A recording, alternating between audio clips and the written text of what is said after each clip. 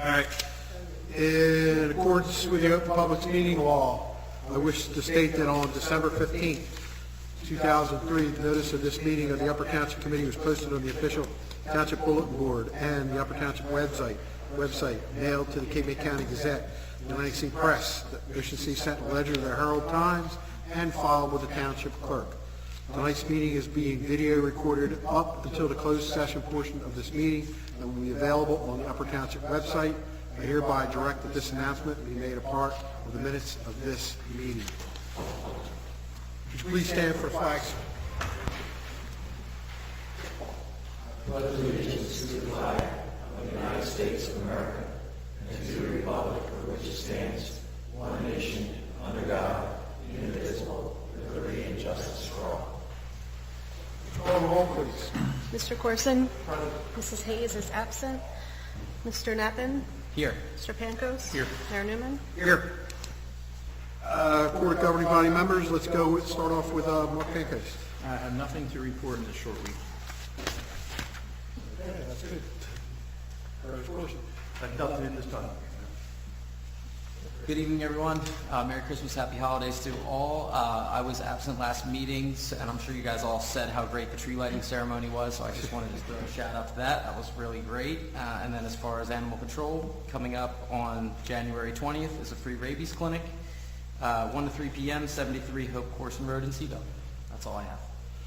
Thank you, Victor. I just have a couple of things. Number one, we're going to add a resolution to tonight's agenda.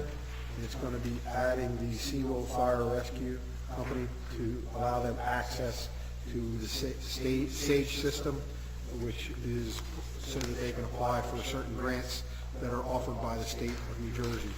So that'll be added to the resolutions. It's something similar that we did for Marlboro a couple of weeks ago.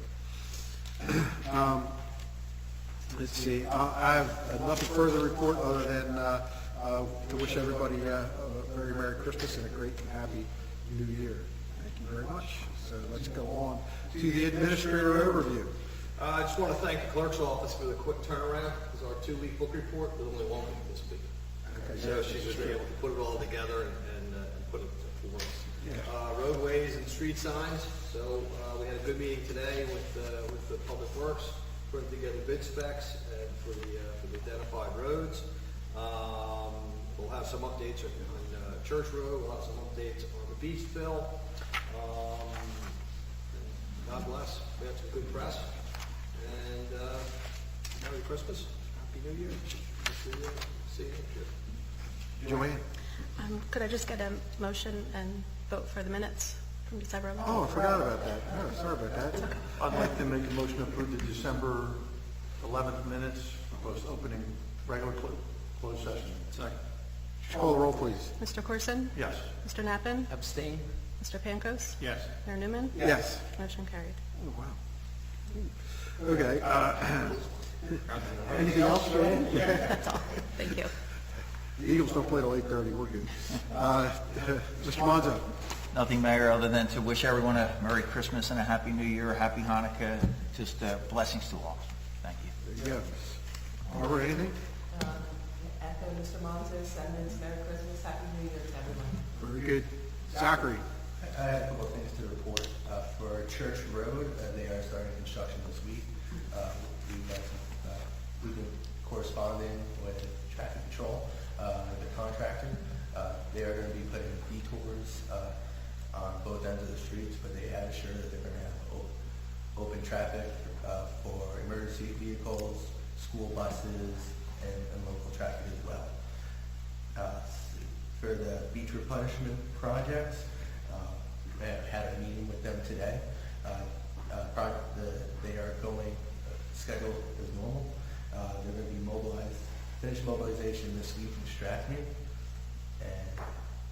And last week's meeting, they're talking about the template having to be changed because of the amount of sand that was needed for the site. So we did receive that today, a little draft of what it looked like. So it looks pretty good. It's pretty much from what was discussed. and as well as our concerns about the groins, DEP has received the committee's concerns as well. For the Living Shoreline project, we got an update from academic engineers. Keep going. Their design is substantially complete, which they're going to be submitting draft plans shortly after they get their geotechnical results, which they're going to be doing field work at the end of this week, weather permitting. And that's all I have to report this time. Thank you. Thank you. All right, now we can move on to the consent agenda. Okay, all consent agenda items listed below are routine in nature and will be enacted by one motion. If the mayor or any committee member wishes a particular agenda item to be considered separately, it will be removed from the consent agenda and acted on separately. I'd like to move we approve the consent agenda with the addition of the city resolution. Firehouse resolution, yes. Is there a second? Second. Call roll, please. Mr. Corson? Yes. Mr. Knappen? Yes. Mr. Pankos? Yes. Mayor Newman? Yes. Motion carried. And we have under unfinished business, draft ordinance adding Chapter 4, short-term rentals of the Code of Upper Township. Mayor, the deputy mayor asked to carry that. She'll have the subcommittee report. We'll do that at the next meeting. Okay, that'll be in January. Yes. Okay. Pleasure of the bills. We're not going to pay them, Victor? I hereby move that all. No, is it me tonight? I apologize. Be approved and then incorporated into the minutes of this meeting. Second. Would you call the roll, please? Mr. Corson? Yes. Mr. Knappen? Yes. Mr. Pankos? Yes. Mayor Newman? Yes. Motion carried. Thought he wasn't going to pay. Osmond. I didn't know it was me tonight. I apologize. Okay, at this time, we would like to open the meeting up to public. For public, and anybody from the public who would like to comment to Township Committee. Ted, as you know, go up there and state your name. Ted Kingston, Strathmere. I guess I'm just kind of looking for an update on the beach fill. There's been some newspaper articles, and I got a little bit distracted with all the stuff about the pilings and all that. I kind of got distracted because I don't know if it was last cycle or cycle before. I remember being here at Township meeting and Paul talking about, I had asked about putting plywood on the pilings or whatever, and Paul was like, no, they're coming out. And, obviously they didn't take them out before. But that being set aside, I guess the thing I'm concerned about, all this talk about the templates and all, my understanding of it is like we had an engineered beach. And I understand there's limits on money and all, like money doesn't grow on trees, but the amount of sand required to get us back to an engineered beach and the amount of sand they're going to put in is like 2 to 1. I'm not saying that has an immediate impact, but I think a few years down the road, it's going to have a real big impact, and I'm just wondering if, I'm kind of looking for Township Committee's feel on that. If we've had, in this past cycle, there's been a lot of erosion, more than normal, and we're only putting back half of what is needed to get back to a full beach, which means in a couple years from now, we're going to be coming up short. You know what I mean? As erosion continues, like instead of having the full beach to last us till the next beach fill, my understanding of it, we're kind of starting off with half a beach to get us to the next beach fill. So as time goes by, before we get to the next beach fill, we're going to be in trouble. And so I guess I'm asking if the Township Committee sees that the same way, or I don't know of an immediate solution here or anything, but I'm just trying to get a feel for how Township Committee and, the administrator and all see this. It is gonna be a problem, Ted, and then we're probably gonna have to get right on this stick on the next one. Right, as soon as the minute we've done this, we'll probably have to get the next one started. Okay. It is a matter of money, and the state's out of money, and the federal government's out of money, and for this particular project, so it's like, and there's no way that the township can fund anywhere near. No, I understand that. I What's just, needed. We're on a 75-25 cost share, and the 25 is a drop in the bucket to what we would actually need, so. It's like, and there's been articles about it too, not to get back and forth, because I'm certainly not an expert, but everybody knows we've had huge wave action, huge storms that have come through, and taken a lot of that beach away. Actually, just depositing, I was talking to Curtis earlier, just where you can see it, basically, which is a shame. You just can't go out there and get it and move it back where it was. But, that being said, I think one of the other concerns was a timeline, that if we had to redo the whole thing, first of all, the state doesn't have the money, we don't have the money, and then the government doesn't, the federal government doesn't have the money, and we're like barking up the wrong tree or Well, whatever. Great Lakes is already staged Yeah. there, right? And so Ready to they're go. pumping, and there's not even enough time before they move north or south to put that extra 400,000 cubic yards on the beach. So even if the board said, hey, listen, let's go with another $10 million bond or $33 million bond, it would take close to 90 days, and Great Lakes would be 400 miles away by the time the check would clear. So yes, you're absolutely right. And so the meeting that we had today said the reduction in berm width to keep the base quantities and tapering off at Prescott. Yeah. So that's what we're talking about. A template is they're taking that 475,000 cubic yards and making the best of it. And as far as the groins, the state identified them as safety concerns, and they have to come out because they continue to get washed away and become concealed hazards in the water for surfers or whatever it is. So there was no way just to cover them. There was no way to hope to put them under 10 feet. They had to be pulled. I So, kinda and get again, that. that was 750,000 compared to 33,000 that was our component. So yeah, it's serious business, Ted, and it's exactly what Kurt said. It's going to be possibly bonded this particular cycle, and we're going to start to look at where that money comes from and how it's being paid and how it's going to be accumulated to put the next beach fill together. okay. I kind of get that. I just didn't know if the attitude was like everything's great or. It's not great. It's not, I mean, we've all seen it worse over here. Well, you and I have, I mean, okay. But it's not a good situation. Okay.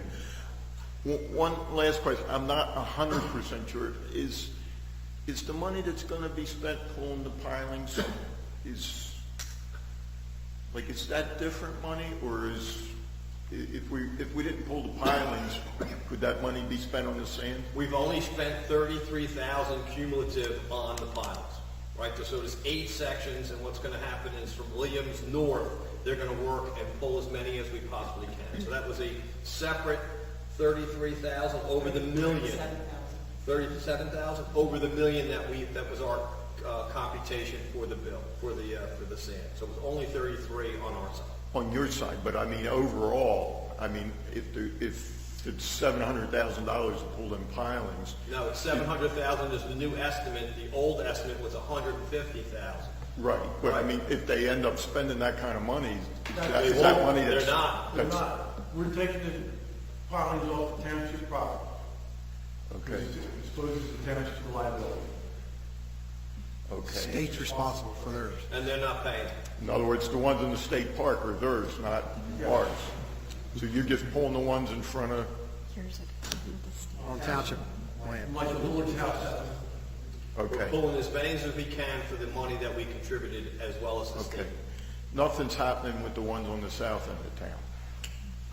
I don't know if the state's doing anything. I just know that for what we paid for that component of the work is that we're going to start at the southerly and work northerly to get as many as we possibly can.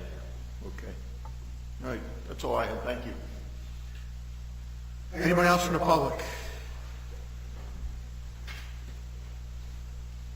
Good evening, everybody. Happy holidays. I appreciate the opportunity to get up here and speak, and I'm just hoping that in 2024, the audio of these meetings is still very, very difficult to hear. And if you're not quite sure, I would ask that you go and listen to the YouTube videos. It's sort of hard to make out, particularly the comments and the side panels here as well. I don't know whether they're not speaking into the microphone or what, but it is very, very difficult. Mayor Newman, Committeeman Corson, Committeeman Pankos, Committeeman Hayes, and Committeeman Method and Gary, we can hear you, and I appreciate it. But sometimes you'll say something and there'll be a comment made by the public and it's just lost. Or there's an echo, a reverb, and it's very, very hard to understand. So I hope that you would look into it in 2024. I know that you've talked about it.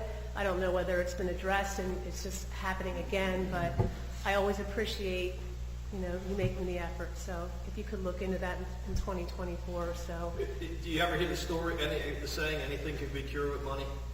Oh, is it a problem? Oh, so it's a finance. I thought. So what they've been doing is chasing old technology with new technology. The speakers up there have been changed 3 times. Once we change the speakers 3 times, then the audio, the amplifier went. So they changed the amplifier. So the audio, then the amplifier, and then we're using a free version of YouTube. So the city doesn't have its own system, so to speak. And we look into those systems and we price those systems. And if it's something that the committee wants to put towards next year's budget in the capital project, maybe that's something they would. But it's north of $30,000 to $40,000 for one of those audio systems that you see. And the whole system would have to be changed. Have you looked into transcription services rather than doing a video of it? When I did the work that I did in public relations, like boxing events, when we had press conferences and the athletes would come in after, we hired a transcription service. And that way, anybody at any time could read exactly what was being said. So if the audio is a problem, it may be far less money to do that if there's only like 3-4 meetings a month, public meetings, as opposed to doing an entire new sound system. Is there another municipality that does transcriptions? I have no idea. I'm just offering a solution because it's very difficult to hear the audio from the meetings, and there's no other way really to hear or get information from the entire meeting. Just offering a possible solution. Appreciate the cost. No, hey, listen, I don't like to reinvent the wheel, and if there's another municipality that has a stenographer or somebody in the audience that's doing... No, how it works is when the meeting's going on, they listen in. They actually... Right, I'm saying if there's another municipality doing that, you can forward me that municipality and I'll... I have no idea. contact I'm them. just talking as a professional. We used it in the past. So you could hire a transcription service. I don't know about any other municipalities. Okay, So anyway, thank you very much. no problem. We really have Linda, I'll let you, Ted, because you're Ted, and it's Merry Christmas. That's your gift. The microphones all work for you guys, including Gary.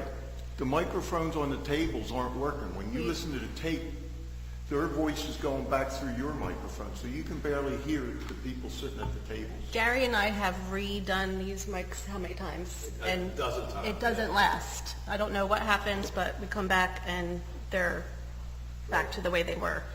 So it's an not... antiquated system, and again, if it's a monetary issue relative to the advancement or the upgrade of the mic system in-house here, including the videos, it's just going to have to be something that's budgeted. It's working. I speak loud. It's anyway. not coming through the video recording.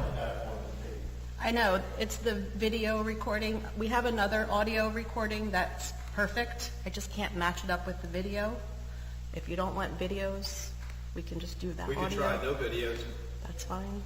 That's not a bad idea. Just put out an audio-only version as well. We could try that. See what the feedback is that we get. I won't be doing any singing then. Well, Anybody else? Public portion. Hearing none, I will close the public portion of the meeting and entertain a motion to go into closed session. I hereby move that a resolution be incorporated into the minutes authorizing the Township Committee to enter into executive session for the following matters pursuant the Open Public Meetings Act. Number 1, contract negotiation, Atlantic Care Advanced Life Support Services. 2, contract negotiation, Colliers Engineering. Number 3, contract negotiation, Communications Tower. 4, contract negotiation, annual appointments. I also include in my motion the estimated time and circumstances under which the discussion conducted in closed session can be disclosed to the public as follows. It is anticipated that matters discussed in closed session may be disclosed to the public upon determination of the Township Committee that the public interest will no longer be served by such confidentiality. With respect to contract negotiations, such matters will be made public when the negotiations have ceased and there is no longer a reason for confidentiality. Are we missing one? Are we missing B? No, it's just contract negotiation. Okay. That's all I have. Need a second. Second. Call the roll, please.